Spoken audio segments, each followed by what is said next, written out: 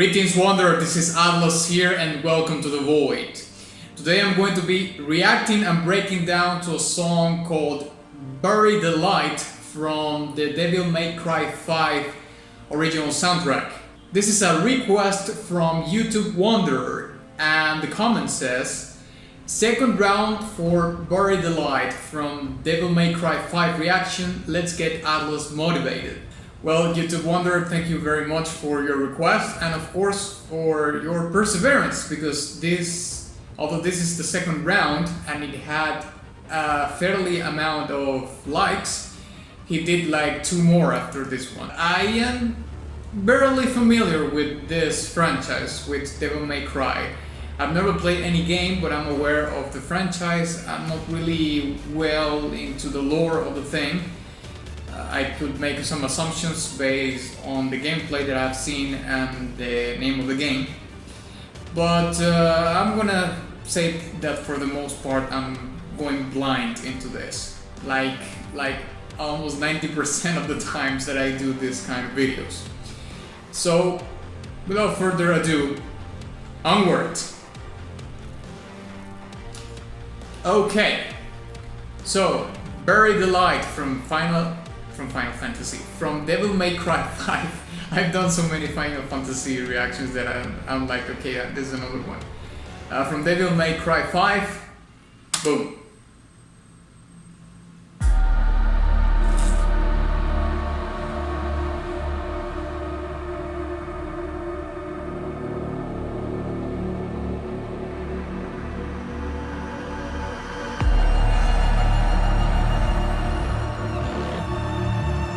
Starting super creepy, very foreboding.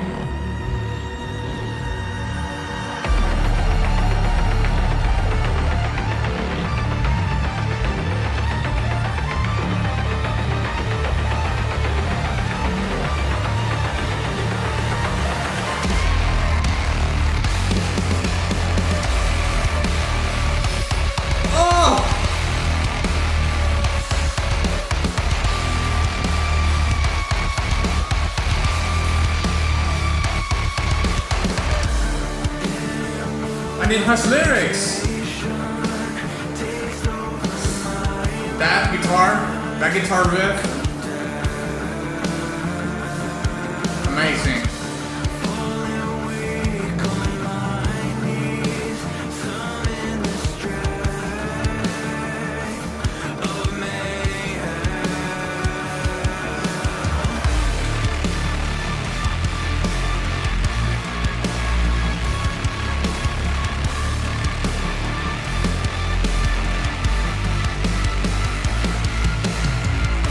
Is this a guitar?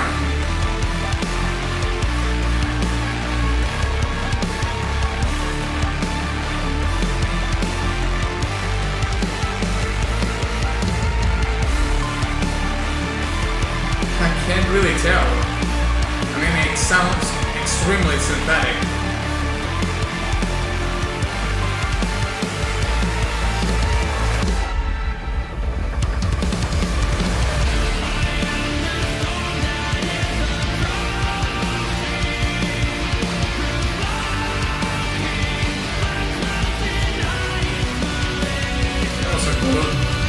Progression.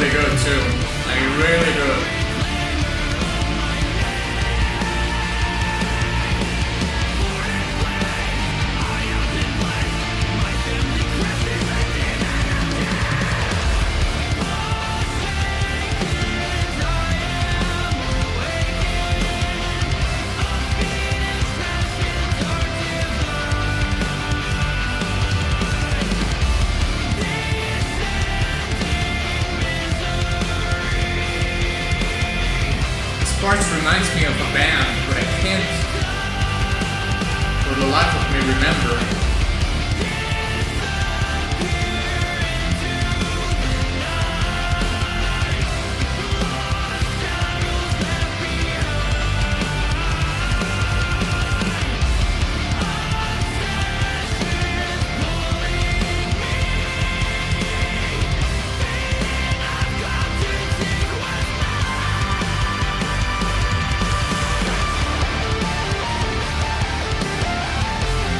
We have a guitar solo.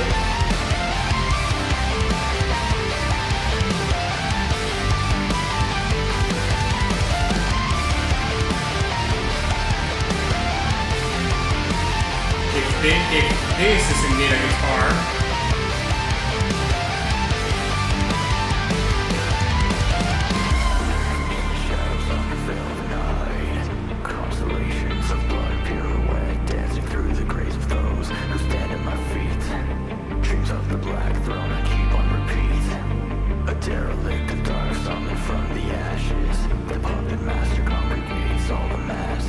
a much needed break, by the way. But it's probably going to explode after this.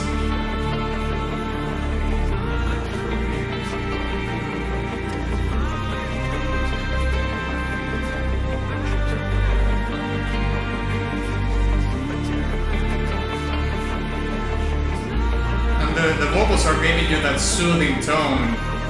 But I'm pretty sure it's going to just explode right now. Anytime. Okay, yeah, it's kind of building up to something.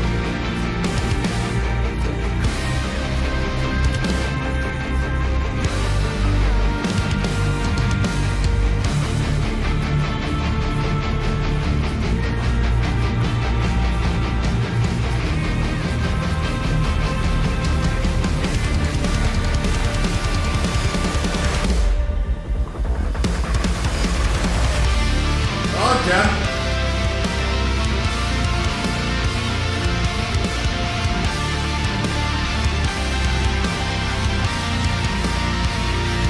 I like that pinform effect in the guitar, that big guitar.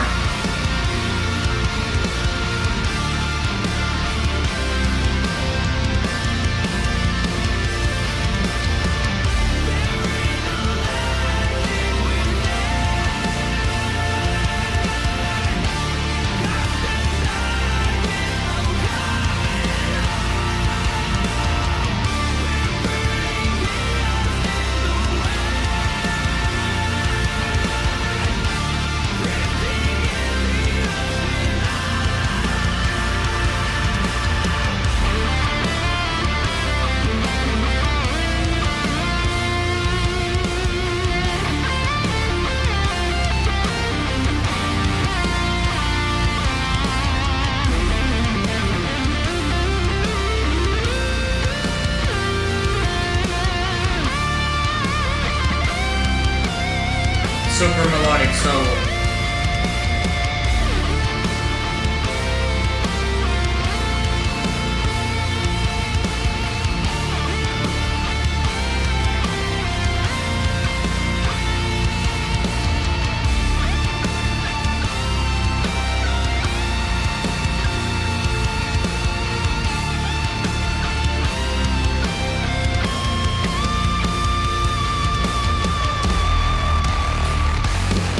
This riff is so...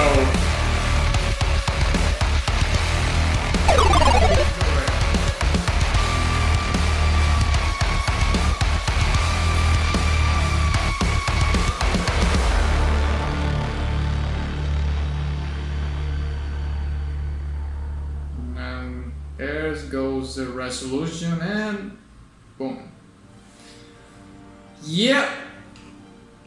This was fantastic. And you know, YouTube wonder, you devil you, no pun intended, but I guess a little bit also. You knew that I would like this track because, well, I like metal and well, I don't necessarily like any song that is metal, but you know, there's the probabilities rise if the song is metal for me to like it, of course. So we're going to be talking about of course, the metal elements of this track. I have a little bit of trouble identifying if sometimes there was an actual guitar on the thing or not, because it sounds very synthetic, and of course that's like the premise that the composer wanted to achieve, of course, and that got amplified in the mixing and the mastering of this track. But I think there's a thing of layering here, about the guitar and synthesizers layering in order to create apologies, that effect. However, we're going to be talking more in depth about those things in the breakdown, so let's break it down.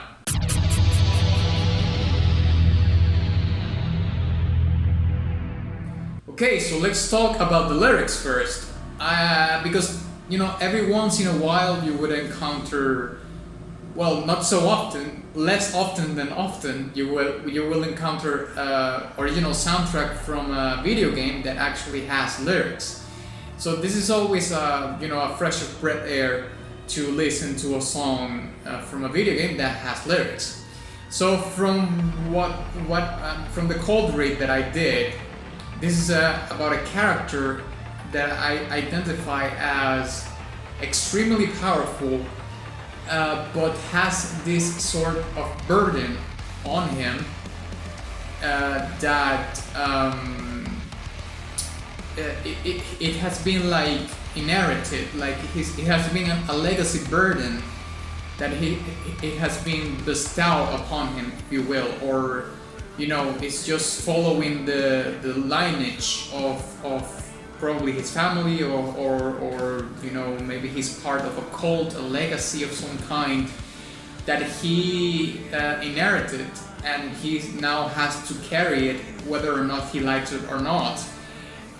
Because at the beginning it says, "Immortal temptation takes over my mind, condemned, falling weak on my knees, summon the strength of mayhem." So apparently this is a character that, like I said before, has a lot of power, but at the same time he seems to be like overpowered by his own power, which is apparently an ability to create, like it says, mayhem and destruction and just pure obliteration.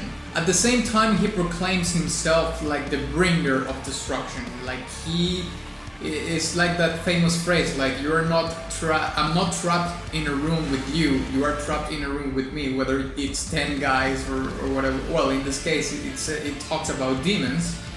So I'm guessing you would apply that, that metaphor, that phrase towards, 10 demons are not in this room with me. I am with. Wait, what? You're not. I'm not trapped here with 10 demons. The 10 demons are trapped with me. That's what I'm trying to say. Because as far as I can tell, these lyrics are written in first person, like he's talking about himself. So he at least I can kind of perceive that he is a person that knows about his power, that he has grasped over his power, that he knows what he's capable of, and that was he's talking in the chorus of the song. So yeah, I think that basically the lyrics are pretty much about that. Lyrics about a character that knows himself pretty much, that recognizes that he sometimes leans more towards the dark side of the force, because I think he manages himself towards the gray areas, not so much towards the goody side of it, but he's in this fine line, and he's sometimes straight from the path, but not towards the good, but towards the bad things, okay? And like I said, he is very much aware of what he is, what his mission is, what his own actions are reflected in this spectrum of good or bad, and this underlying burden of carrying something that came before him, like it's some sort of legacy, or he inherited something, a curse, a mission or something like that that he's carrying, regardless of the fact that he wants it or not. Okay, now let's talk a little bit about the metal mythos. Okay, this of course is a metal song from start to finish, right? Metal is always going to be fitting for this kind of fantastic worlds, you know, in which you have demons and obliteration, destruction. You know, a complete dystopia is always like it's like a no-brainer if you think, well, let's have a metal track, at least a metal track in the soundtrack, because I don't know if all the original soundtrack from this game is metal, but having at least one track, and especially like this one, which has this incredibly grooving, super heavy riffs, and you know, you have a fairly amount of stream, but most of the singing was clean. But at the same time, it was it was performed in a very metal rock oriented way. The metal mythos was founded in darkness, and it's going to preserve that through time. Even if you listen to genres like power metal, you know, that are more into major modes and so on and so forth, and definitely are like radically different in mood and tone. There's still darkness in power metal, you know, because it's metal. It's like the foundation of it, and you know, when you hear, I'm going to give you an example, like bands like Rhapsody of Fire, which previously was known as Rhapsody, which is a very, very important power metal band from Italy. You know, you will hear that the music is very uplifting, and you know, it sounds courageous, and let's go on forward to battle and so on and so forth, because that's part of their own mythos inside the band. Like the band created their own mythos, their own universe, you could say, but it's more oriented towards these knights, you know, Dungeons and Dragons mythos and so on and so forth. It's very much based in that, but at the same time you can sense and feel the whole darkness that is underlying even the most uplifting tracks from them. So that is something that is quintessential to the metal sound, right? Like the darkness that is within, even if you're playing genres like power metal. Of course, this is not the case, which is quite the opposite to what happened in the Bravely Default breakdown that I did, which I'm going to leave it here, by the way, in case you want to check another metal song which is pretty kick-ass. I'm going to leave the video right there. But coming back to the song, yeah, it fits completely the theme of it. Now let's talk about the parts in which I had a little bit of trouble identifying what was going on. Because at first I thought, yeah, this is a guitar, but as the song progressed, I started to think that it was a very saturated synthesizer, like a synthesizer that goes more towards the lower spectrum of frequencies, you know, like the bass spectrum, because it sounds really low and really heavy. But you know, nowadays we have like 8-string guitars and 9-string guitars, which is a register in the frequency that's basically a low end. Like those are bass notes, to be honest. So I was having a little bit of trouble with identifying if it was actually a guitar, because like I said, it sounds very synthetic. Now, of course, you can make a guitar sound very synthetic with effects and so on and so forth, especially if you are manipulating that in a mix, in the mix of a song, not so much live, but if you add things in the mix, you can make it even more artificial, let's say. But I said, like, I don't know, I don't think this is like like a synthesizer only, then it occurred to me that it might be like a layer thing. You know, they are both layered. Like you have the guitar, because for some reason I can hear like the tone of the guitar in it, and I might be wrong, but that's what I heard. I don't have perfect ears by no stretch of imagination. I have that. But and also, you know, I don't have the best headphones either. But from what I could perceive, it's like they are two instruments layered together. So I would say that you have the electric guitar, and you have a synthesizer that has some kind of saturation to make it more grimy and more grainy, which is that granular texture that metal has with the crunch of the guitars, which is also implemented in the synthesizers. One thing that I can't forget to mention, of course, is the Mick Gordon's original soundtrack for the Doom reboot in 2016. Like, I mean, it has very, very obvious similarities with it.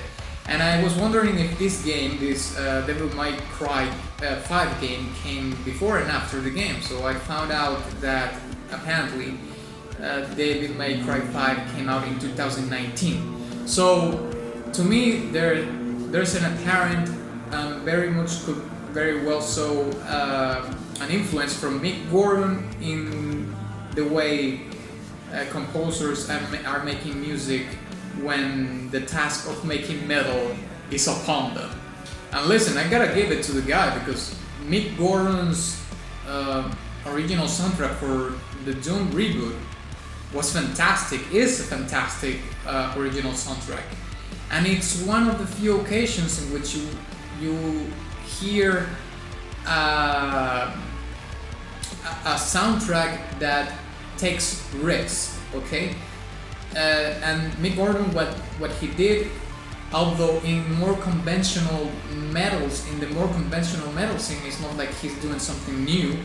But when you take into consideration that he's doing an original soundtrack for a game, that changes the thing drastically. Because yes, in the metal scene there were bands that sounded like what Mick Gordon did, but Mick Gordon took the chance to take upon those very newer things that metal was, those very newer things that were happening in the metal scene, and do it in a video game, in an era, you know, in which you will hear a lot of, well, metal. Let's put I don't know, Imagine Dragons or something like that. When Imagine Dragons is not even a bloody metal band, but you know, if people, I mean, you can hear this in trailers and so on and so forth, when they have this rock or metal kind of song going, it's like a copy of what Imagine Dragons does. And I mean, I'm not gonna get even started with that. Maybe I can leave that for another video. But I mean, Mick Gordon took the chance, and it paid off completely. And you can now see that Mick Gordon might have established like a new standard in the industry for composers, for video game composers, on how, or not necessarily how, but something that is very much to the liking of the consumers, which is the Doom reboot original soundtrack. So that is a precedent that you can now see in execution. Like this game was released in 2019, and see how that original soundtrack from Mick Gordon is just influencing other composers into doing something similar. So yeah, I think I'm gonna give this track a very, very high golden badge. It was a fantastic song. I think I'm actually going to look for this song on Spotify and add it to my best metal of 2020s. So yeah, thank you very much for watching this video. If you enjoyed it, please give it a like and share it with your friend. Also, please don't forget to visit my Patreon or subscribe star in case you want to make your request bumped up to the top of the list, so you don't have to wait a long time for it to happen. And of course my Teespring shop where you can get merch and all that jazz. And of course, ex nihilo nihil fit.